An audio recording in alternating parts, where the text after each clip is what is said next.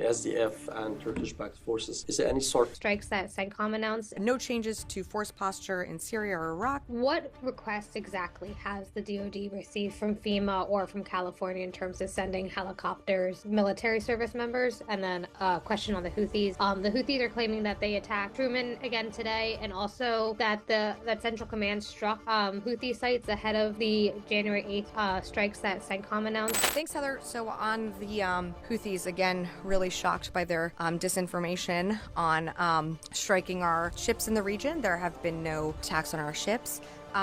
In terms of your question on strikes, the most recent strikes that Central Command conducted were on January 8th that I read out here at the podium. In terms of your other question, look, I'm not going to read out everything that California and FEMA has requested. I can tell you what the department is doing, which is, again, providing some of those maps that you will see going into California today and over the weekend. And then we are also preparing, additional forces to assist California with what they need.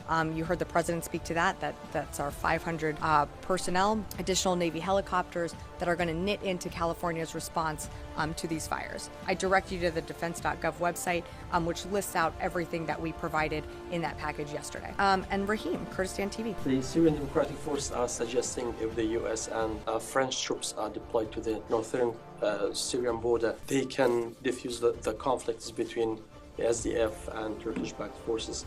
Is there any sort of talks going on, and how do you look at it? I'm not aware of any joint patrols, if that's what you're alluding to, with U.S., French, and SDF forces. No, I'm not aware of anything like that. Again, our presence in Syria remains in that eastern part of the country.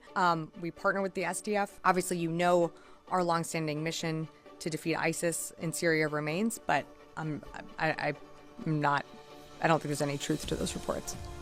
Okay, great. One more, and then I have one more. I have one more thing to add at the end. The incoming administration can't speak for any decisions that they will make, but in terms of this administration, this secretary, no changes to force posture in Syria or Iraq, and the mission that they're there for still remains when it comes to ensuring the enduring defeat of ISIS. So, just very quickly, it's Friday. It's also my last briefing. So I just wanted to take a few minutes to express my deep gratitude for those who have supported me on this journey. First and foremost, I deeply want to thank Secretary Austin for entrusting me with the incredible honor of standing up here, briefing all of you, representing the department. It's truly been a privilege to be up here every single time that I've been able to do it, representing our men and women in uniform and our dedicated civilian workforce. To my joint staff colleagues, thank you again so much for your unwavering support, your patience with all my questions, sharing your knowledge. You've made me better every single day because of that. To my OSDPA family, because we are a family, and so I thank you for that. To my DPO teammates, you're truly the heartbeat of this press team. Your patience, support, your friendship have really meant the world to me.